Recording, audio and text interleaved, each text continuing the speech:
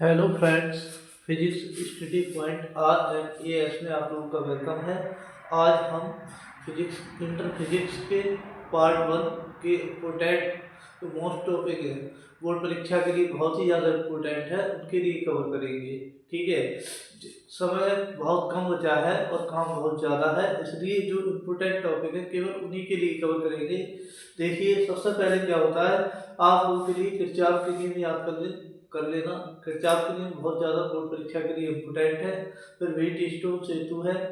पहले आज किरचॉफ के नियम और व्हीट स्टोन सेतु को कवर करेंगे। ठीक है, सबसे पहले देखो किरचॉफ के नियम और व्हीट स्टोन सेतु के बारे में विचार करें। फर्स्ट नंबर क्या होता है किरचॉफ का। देखो, किरचॉफ नाम वैज्ञानिक था। किरचॉफ नाम इस टाइप से हम लिखेंगे बोर्ड परीक्षा में। किरचॉफ नामक वैज्ञानिक ने वैद्युत परिपथ, जितने भी रेडियो है, टीवी है और यानी कि बल्ब है, तरह तरह के जो विद्युत परिपथ है, इसमें वैद्युत धारा का प्रवाह ज्ञात करने के लिए दो नियम प्रस्तुत किए। तो हम हमें बोर्ड परीक्षा में लिखना कैसा है, देखिए, किरचॉफ नामक वैज्ञानिक ने वैद्युत परिपथ में, जितने भी वैद्युत परिपथ हैं, वैद्युत परिपथों में वैद्युत धारा के प्रवाह से संबंधित दो नियम प्रतिपादित किए।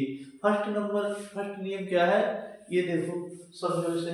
ये बात लिखनी है, किरचॉफ नामक वैज्ञानिक ने वैद्युत परिपथ में धारा प्रवाह से संबंधित दो नियम दिए।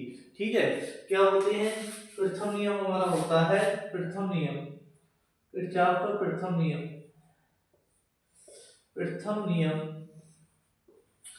प्रथम नियम होता है, किसी वैद्युत परिपथ में, कोई वैद्युत परिपथ है हमारा, ठीक है, किसी वैद्युत परिपथ में किसी भी संधि पर, तो ये हमारी एक संधि है, यहाँ समझो संधि, और इसमें सभी तार जुड़ती हैं, जिनमें I1 I2 I3 धारा प्रवाहित हो रही है। आप कहेंगे किसी वैद्युत परिपथ में, किसी भी संधि पर मिलने वाली समस्त धाराओं, सभी धाराओं, यहाँ पर सपोज करो, यहाँ से I1 धारा प्रवाहित हो रही है, यहाँ से हमारी I2 धारा प्रवाहित हो रही है, यहाँ I3 धारा प्रवाहित हो रही है, और यहाँ पर हमारी I4 धारा प्रवाहित हो रही है, और यहाँ पर हमारी I5 धारा प्रवाहित हो रही है। तो क्या थ्योरी में लिखोगे, किसी वैद्युत परिपथ में किसी भी संधि पर मिलने वाली समस्त धाराओं का बीजगणितीय योग शून्य होता है। किसी वैद्युत परिपथ में किसी भी संधि पर मिलने वाली समस्त धाराओं का बीजगणितीय योग शून्य होता है, अर्थात सिग्मा आई बराबर क्या होगा, 0 होगा, अर्थात सिग्मा आई बराबर 0 हो जाएगा। किसी वैद्युत परिपथ में किसी भी संधि पर मिलने वाली समस्त धाराओं, सभी धाराओं का योग क्या होता है, बीजगणितीय योग 0 होता है। ये सिग्मा बीजगणितीय योग बताता है। किसी वैद्युत परिपथ में किसी भी संधि पर मिलने वाली समस्त धाराओं का बीजगणितीय योग 0 होता है। ठीक है, ये हो जाएगा। अब क्या करेंगे, थोड़ा सा बढ़ाएंगे। माना किसी वैद्युत परिपथ में 5 धाराएं I1, I2, I3, I4 व I5 प्रवाहित हो रही हैं। ठीक है, तो यहाँ पर क्या करेंगे, चिन्ह प्रॉपर्टी के नियमानुसार जो धाराएं संधि की ओर बहती हैं उनको प्लस करेंगे, और जो संधि से दूर जाती हुई तीर दिखा रहा है, ये दूर वाला, जिस संधि से दूर जाती हुई धाराओं को ऋणात्मक लिया जाता है। ठीक है, तो यहाँ पर हमारी संधि की ओर धाराएं माना यह थ्योरी लिखेंगे। इसके बाद माना किसी वैद्युत परिपथ में 5 धाराएं I1, I2, I3, I4 व I5 प्रवाहित हो रही हैं। ठीक है, जो धाराएं संधि की ओर बहती हैं उनको धनात्मक लिया जाता है, संधि से दूर जाने वाली धाराओं को ऋणात्मक लिया जाता है। और संधि की ओर कौन कौन सी धाराएं बह रही हैं, यहाँ पर बह रही है हमारी I1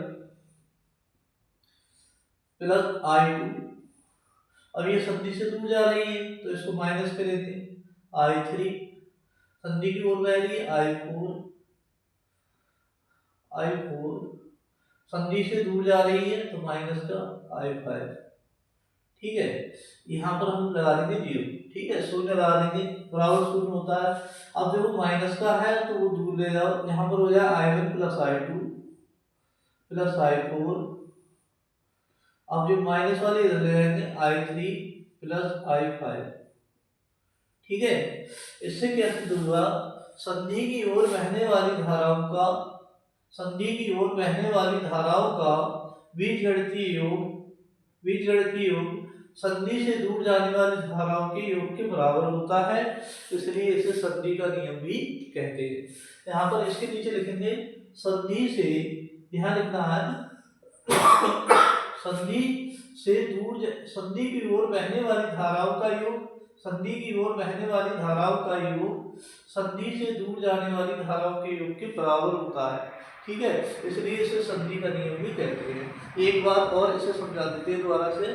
किसी वैद्युत परिपथ में, किसी वैद्युत परिपथ में, पेट्रोल नियम में, किसी वैद्युत परिपथ में किसी भी संधि पर मिलने वाली सभी धाराओं का योग, बीजगणितीय योग शून्य होता है। ठीक है, इसे की थ्योरी ऊपर लिखेंगे, फिर ये लिखेंगे, फिर इसके बाद करेंगे, इसके बाद यहाँ थ्योरी लिखेंगे। चिन्ह परिपाटी के लिए माना किसी वैद्युत परिपथ में 5 धाराएं I1, I2, I3, I4 व I5 प्रवाहित हो रही है। जो धाराएं संधि की ओर बहती हैं उनको धनात्मक लिया जाता है, जो धाराएं संधि से दूर जाती है उनको ऋणात्मक लिया जाता है। ये लिखकर फिर इसको हल करेंगे। I1, जो I1 संधि की ओर जा रही है, ये तीर बता रहा है हमारा, और I2 भी संधि की ओर जा रही है, तीर बता रहा है। I3 हमारा संधि से दूर जा रही है, माइनस का हो जाएगा, और I4 संधि की ओर जा रही है, प्लस का हो जाएगा। I5 संधि से दूर जा रही है, तो ये भी हमारी किसकी, माइनस की होगी। ठीक है, इसके बाद क्या करेंगे, जो माइनस वाला टर्म है इसको इस साइड ले जाएंगे, ये पॉजिटिव हो जाएगा। तो इसके बाद हम क्या करेंगे, संधि की ओर बहने वाली समग्र धाराओं का, इसके नीचे लिखना है संधि की ओर बहने वाली समग्र धाराओं का बीजगणितीय योग संधि से दूर जाने वाली धाराओं के बीजगणितीय योग के, संधि से दूर जाने वाली धाराओं के बीजगणितीय योग के बराबर होता है, इसलिए इसे संधि का नियम भी कहते हैं। ये हमारा फर्स्ट नियम कंप्लीट हो गया। ठीक है बेटा, आप देखो क्या करेंगे, द्वितीय नियम क्या होता है, द्वितीय नियम, किरचॉफ का द्वितीय नियम। द्वितीय नियम क्या होता है, द्वितीय नियम इसे कहते हैं वोल्टता अथवा पास करनी। इसे ब्रैकेट में संधि का नियम डाल देंगे, संधि का नियम, इसे डालेंगे वोल्टता, वोल्टता अथवा पाश का नियम। इसके डायग्राम समझेंगे पहले। ठीक है, इसका डायग्राम बनाना होता है हमें, देखिए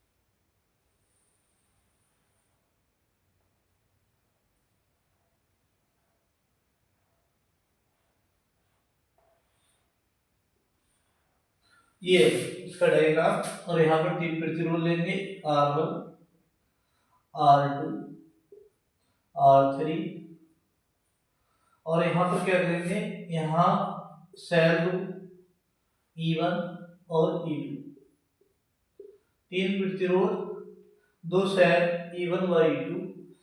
सेल E1 से धारा I1 प्रवाहित हो रही है और सेल E2 से धारा I2 प्रवाहित हो रही है। ठीक है, ये दोनों धारा संधि पर मिलकर इसमें धारा I1 प्लस I2 प्रवाहित हो रही है। ये धारा यहाँ मिल जाएंगी संधि पर। ठीक है, और फिर इसमें चलेगी I1 प्लस I2 धारा। ठीक है, अब क्या करेंगे, ये बंद पास 1 और इसको बंद पास 2 डाल देंगे। ठीक है, अब क्या करेंगे, यहाँ पर थ्योरी में क्या लिखना है, किसी वैद्युत परिपथ के, ये पूरा वैद्युत परिपथ हो गया हमारा, और प्रत्येक बंद पास, यहाँ दो पास है, एक और दो, ठीक है। किसी वैद्युत परिपथ के प्रत्येक बंद पास के विभिन्न खंडों में बहने वाली धारा, विभिन्न खंडों में बहने वाली धारा एवं उसके संगत प्रतिरोधों, संगत प्रतिरोध क्या है, धारा का प्रतिरोध क्या है R, एवं उसके संगत प्रतिरोधों के गुणनफलों का बीजगणितीय योग, सिग्मा बताता है बीजगणितीय योग। किसी वैद्युत परिपथ के प्रत्येक बंद पास के विभिन्न खंडों में बहने वाली धारा एवं उसके संगत प्रतिरोधों के गुणनफलों का बीजगणितीय योग उसी बंद पास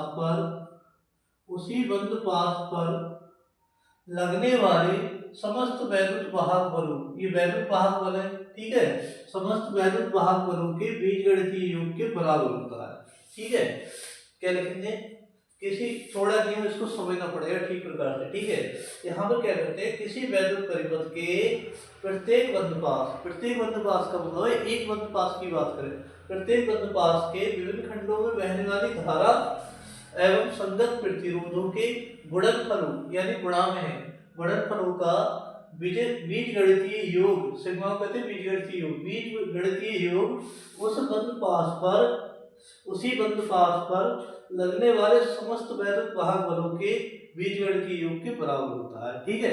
सिग्मा बताता है बीजगणितीय योग के बराबर होता है, ये इसका नियम होता है, यहाँ थ्योरी में लिखना है। यहाँ किसी वैद्युत परिपथ के प्रत्येक बंद पास के विभिन्न खंडों में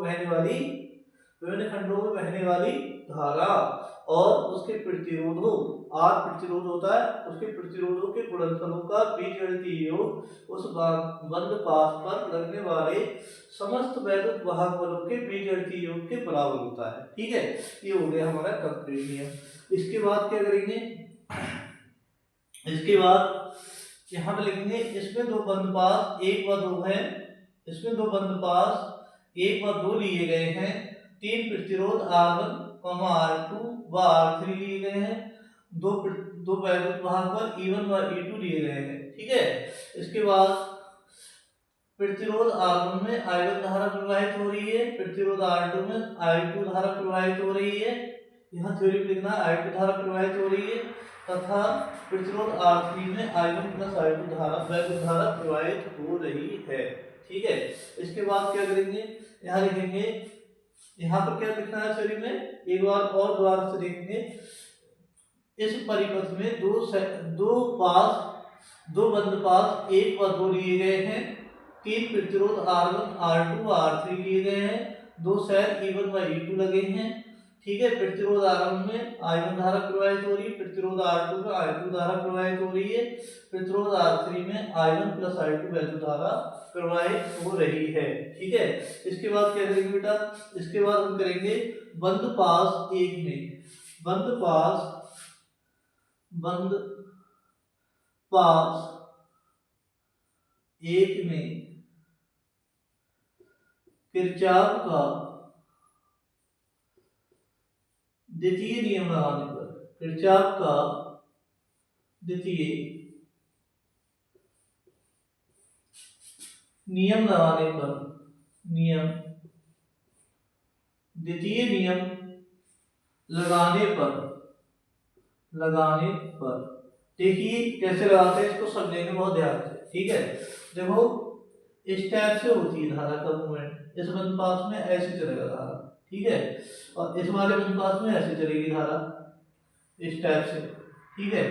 तो क्या करेंगे, देखो यहाँ से इसके पॉजिटिव सिरे से धारा चली है, इस साइड के पॉजिटिव सिरे से धारा चली है, तो E1 को पॉजिटिव लिया जाएगा, यहाँ E1 को क्या लेंगे पॉजिटिव, यहाँ E1 को पॉजिटिव लेंगे, E1 को पॉजिटिव। इसके बाद देखो I1, इसमें I1 के साथ क्या है प्रतिरोध R1, तो I1 R1 को यहाँ पॉजिटिव, I1 R1 को भी पॉजिटिव, इसके बाद देखो ये बड़ा वाला सरा होता है प्लस का और ये छोटा वाला माइनस, बड़ा वाला प्लस का छोटा वाला माइनस का। अब देखो यहाँ से देखो ऐसे करके इस टाइप से चल रही धारा, यहाँ ऊपर को जा रही है, तो यहाँ पर देखो ये कौन से सिरे से निकल रही है, माइनस सिरे से निकल रही है। ये धारा इधर को ऐसे करके जब मूवमेंट करेगी तो कौन से सिरे से, माइनस सिरे से। तो इसको हम किस करेंगे, E2 को हम लेंगे माइनस का, किस करेंगे, माइनस का।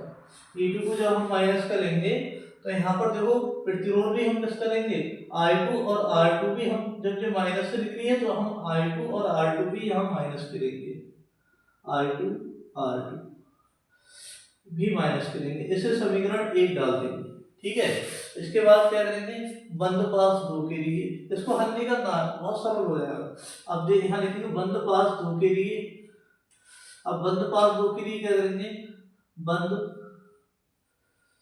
पास 2 के लिए किरचॉफ का द्वितीय नियम लगाने पर। ठीक है, ये लिख देंगे सेल थ्योरी। इसके बाद क्या करेंगे बेटा, इसके बाद हम करेंगे इस दूसरे वाले पर विचार करेंगे। देखो धारा यहाँ पर देखो कहाँ से निकल रही है, कौन से सिरे से निकल रही है, प्लस सिरे से निकल रही है। तो इसमें धारा क्या है, I2 और R2।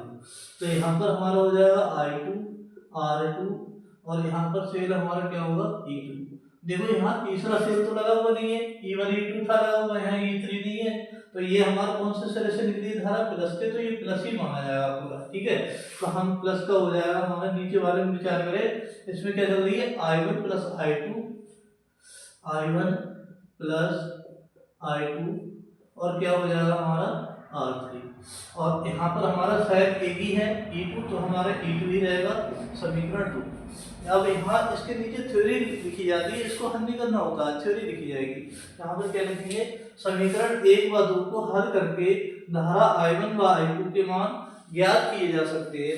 समीकरण 1 व 2 को हल करके धारा I1 व I2 के मान ज्ञात किए जा सकते हैं, इसलिए इसे किरचॉफ का वोल्टता का नियम भी कहते हैं। इसलिए इसे किरचॉफ की वोल्टता अथवा पास का नियम भी कहते हैं। ठीक है, वीडियो हमारी अच्छी लगती है तो प्लीज इसे लाइक और सब्सक्राइब करें। ठीक है, आगे ऐसी ही वीडियो देखने के लिए बने रहें। Thank you.